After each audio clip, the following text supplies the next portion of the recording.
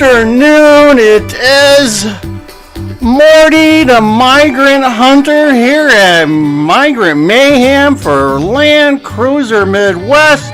Welcome, welcome, welcome. We got Fantasyland playing for you. Boy, do we got a good show for you today. So let's get right into it and let's bring the music down. Okay, there we go. All right, so I got a couple videos for you guys today. Yesterday, got some bad news that Chicago had their first child death, and Chicago's put a couple more people into the hospital, children in the hospital, due to getting sick. I'm hearing chicken pox. There's all sorts of stuff going around in these shelters that people don't realize and make you sick. So we got the sound machine back today, and so let's look at the first video. I keep telling you guys, what's happening in New York City is going to happen sooner or later in Chicago. New York City's been getting the migrants more than Chicago has in a time frame, and we're following the same playbook as New York City, so you're going to see this happen. Here they're talking about budget cuts. They're talking about getting rid of the culturally sensitive foods, which Chicago just issued an RFP about a month ago, and one of the requirements, I guess, was they were looking for culturally appropriate foods to be served. New York City's at the point now where they're saying, hell no, just give them a ham sandwich. And they're starting to retract their use of expensive mid-Manhattan hotel rooms, too. Go figure. So let's listen to this and bring us up to date what's going on in New York City.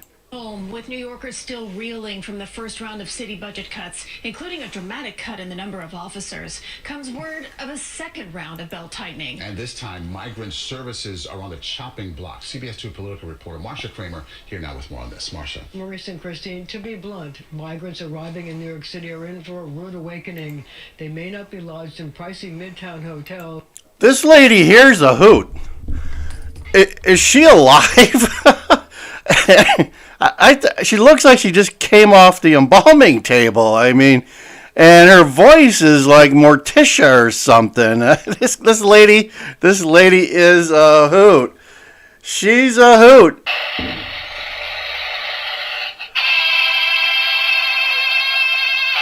Yeah. All right, back to the video. Anymore, and instead of culturally appropriate meals, they may be handed a lunch bag with a turkey sandwich. The city's budget crunch is that bad. I know you New Yorkers are angry when they hear about these efficiency cuts. Well, you New Yorkers, I want you to know I'm angry also. Mayor Adams talking about yet another round of budget cuts, 5%, that agencies will have to come up with within the next few weeks.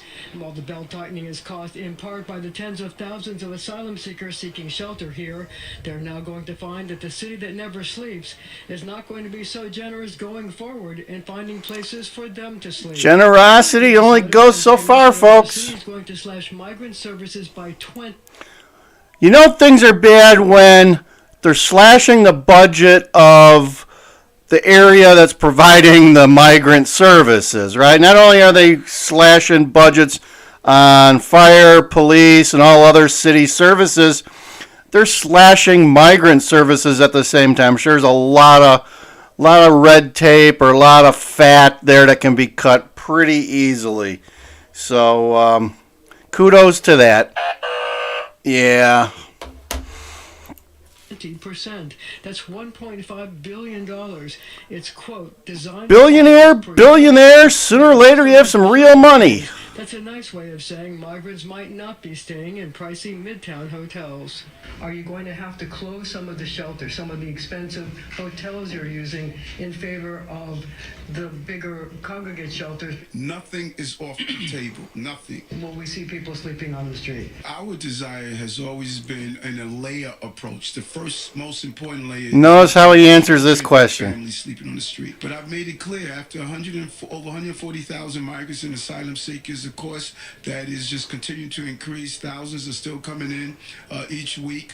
The visible signs of this crisis is going to start to show itself. The budget director said in his agency letter that the migrant cuts were due in part to a decision by the governor to limit asylum seeker aid to targeted interventions like legal services instead of costly housing and shelter needs.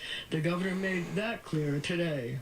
We have to be, have common sense on what we can actually handle, the city and the state, and the policies to say that there's not unlimited housing for the entire world. So, if you're not catching it, this whole video is bad news for the migrants in New York City. New York City and New York State are finally realizing they can only do so much, and they've done so much, and now they're at their wits' ends, they're at their rope's end, they're at the end of their bank account, and they're on the verge of going broke. They were broke during the pandemic, folks. Where do you think they are now? Probably not anywhere better. And I'm sure they're all, just like Chicago, everyone's looking for this. Yep, everyone's looking for the cash. They're looking for the government to come in and bail them out, and it's not going to happen. They've been to Washington, D.C. 5 or 6 times, and they're not getting anything. Maybe get a little FEMA money, but that's about it. This is the end of the road for the migrants in New York City. Reality's going to hit. World to come stay in a hotel in Midtown, okay, that era is over, and that's just a reality check. The budget director said that the city had been hoping to get 1/3 of the cost of migrant shelters from the state. So therefore, we're trying to, as best as we can, Notice no mention of the feds here, just the state. Now, the agencies, including the Office of Asylum Seeker Operations, have until December 8th to come up with plans for the latest round of belt tightening. What's the magic behind? So there you have it. Some more information from New York City. Let's see what's going on down at the border. Okay, let's see what's going down on the south end of the border. We got Bill Malugin, who's been there for at least a year and a half, if not 2 years. He always gives. They've been giving reports at the border for a long time. It's the mainstream media that just showed up in the last couple of months. So let's go to Bill Malugin. I think he's in Lukesville, if not Texas. So I'm sure he'll tell us. We want to show our viewers immediately what's happening in Eagle Pass because it's pretty crazy. Let's get right to the drone images right now. Our Fox News aerial team live over Eagle Pass, where they have been getting absolutely buried in illegal crossings today. We are talking thousands of people. Look at these people. It's like a Taylor Swift concert. You can see masses of hundreds upon hundreds of people who have crossed illegally and are waiting for. This is supposed to be the slow time of year down there too. CBP has decided to shut down one of the railway bridges out there in Eagle Pass. That's where the trains come in from Mexico into the United States, so they can redeploy CBP personnel to help Border Patrol apprehend migrants. So in a nutshell, they're shutting down international commerce in that spot in order to speed up migrant processing. Then we'll show you what's happening here in Lukeville, where we are. More wall breaches, more mass incursions into Lukeville. We shot this yesterday afternoon right here, where hundreds of people came through another breach in the border wall. Again, they're coming in from all over the world. This Tucson sector, very busy. More than 54,000 illegal crossings the last 3 weeks alone. Republican Congressman Andy Biggs was out here today. He says this crisis is going all over the country. Take a listen. News for Chicago, New York. Increasing crime. You're going to see increasing homelessness because painting an ugly picture here. Designed to absorb the millions of people who are coming into this country illegally that are being given paroles and ability to work. It is coming to your town. And Martha, remember, the White House has repeatedly said that this border crisis is seasonal, the sort of thing that just shifts with the weather every now and then. Well, here we are in almost year 3 of this crisis. This just goes to show has nothing to do with the weather. We're in mid-December. It's all about policy. We'll send it back to you. Bill, thank you very much. Let's bring in Republican Senator Marsha Blackburn of Tennessee, who's on this Judiciary Committee. Senator, always good to have you with us. But can you update us on where this stands? Because there's a lot of pressure, obviously, to put together a deal for greater border security, for funding for Israel, for funding for Ukraine. And you guys are up against the Christmas break here. So what can you tell us? We know the politicians like to go home. Martha, I think one of the things to consider is Chuck Schumer is not happy. He's not getting the Christmas tree that he has every year, where they just really ramp up the spending. And that was the purpose of having this great big spend $106 billion spending bill, because we have the CR that comes up in January, and we don't have that push right here at Christmas, so they've manufactured one. Now, Republicans have held together and have said no talk about anybody else's border until we secure our border. We have a crisis. You have in Arizona, there at Lukeville, they had to close that border crossing. You're hearing they're closing a train crossing.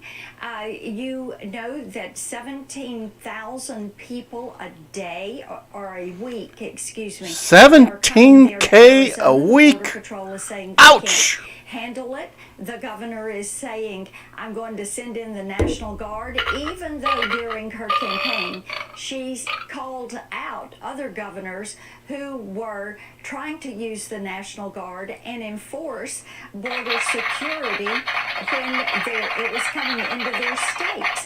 So this is, and every town's a border town, every state is a border state situation. Chicago is now a border town. Something done for our national security, our economic security, and our humanitarian crisis that we are in at this point because of that southern border. Yeah, so much frustration in the country that the government is doesn't seem able to fix this.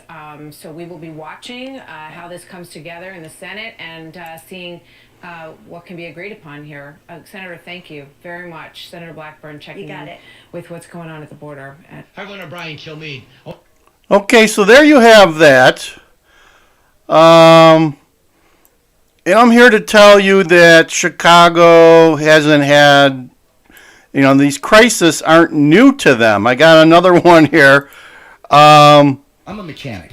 Speaking of innovation and stuff, I saw these videos and I said I got to bring these to the folks and let them see that crisis is nothing new to Chicago. Believe me, it's, Chicago is used to crisis and chaos. And that's what this video here talks about. So let's look at this.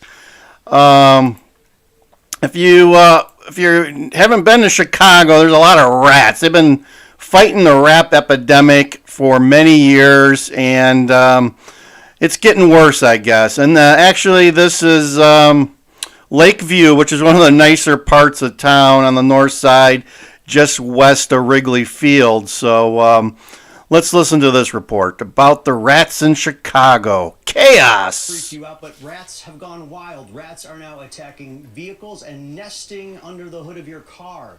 The I-Team is finding out why rats love your car wires and the efforts by the city to reduce rats in your neighborhood.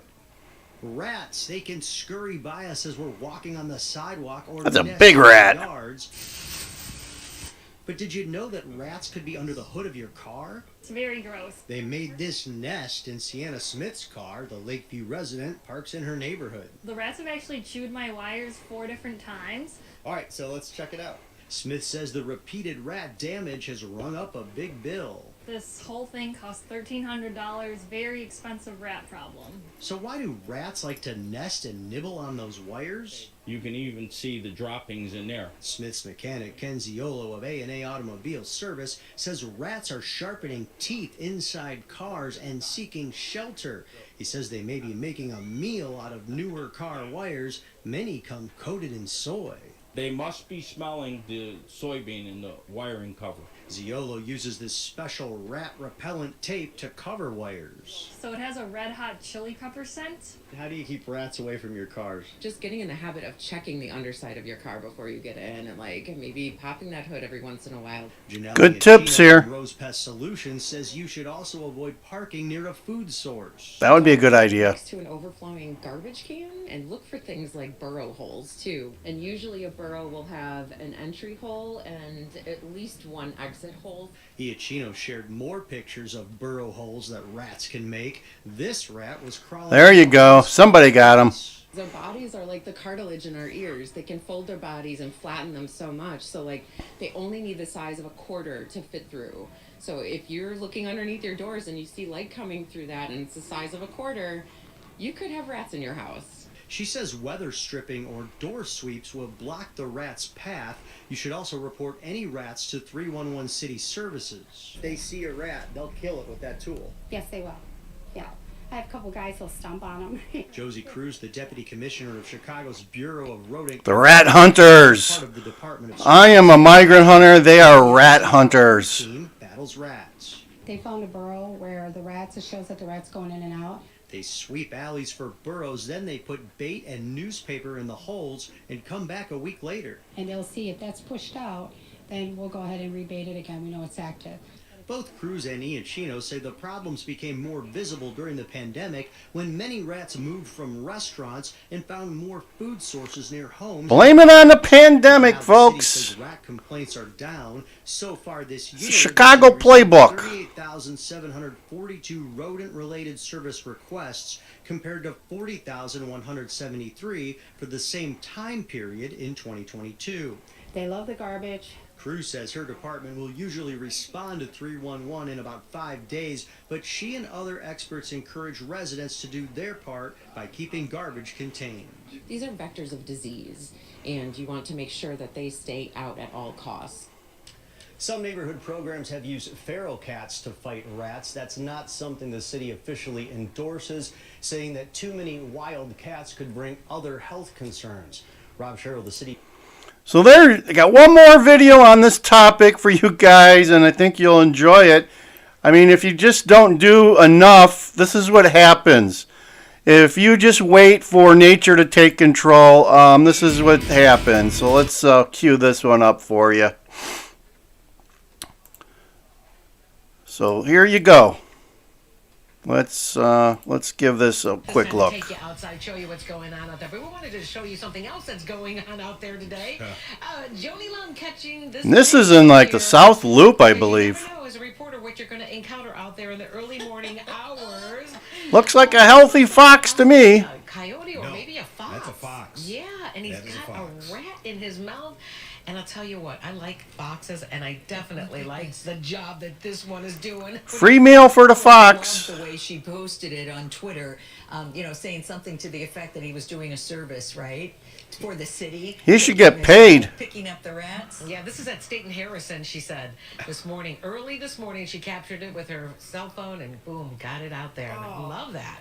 That is something. Boy, Mike, we don't mind this at all. There you go, Brandon. If you So it's only appropriate that we feature the fox doing doing its bit. Exactly. Fox on Fox. There you go. If Brandon just sits around and waits, maybe nature will take its course. So, so not much going on. Yesterday we also found out that the Morgan Park site where they were going to use for a tent is potentially contaminated with a gas tank, I guess I heard. I don't know how big of an issue that is. Haven't got any renderings or readouts on that. So there seems to be a problem with the Morgan Park site where they were going to put up another one of those large tents. In the meantime, the city is continuing to ramp up the number of sites that they have. And let me turn this off. Guess we did. All right. So the city seems to be ramping up its sites. It's working with the Catholic Charities and setting up some in Portage Park. couple of schools were mentioned. So we got that to look forward to. But the buses are still rolling. Hearing that the buses are rolling, we're getting maybe 10, 15 a week. Got the new rules, but people have been circumventing the rules and just dropping them off at the metro station and giving them some tickets to get into Union Station downtown and giving them walking directions to the landing zone. Brandon's landing zone. Working out real well, Brandon. So there you go, Chicago, making rules. Tyrants like to make rules, right?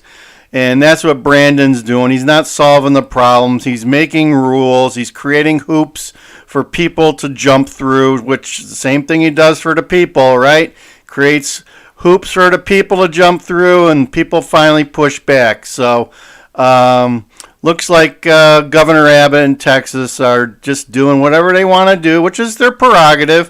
If they want to drop the people off somewhere else, they can.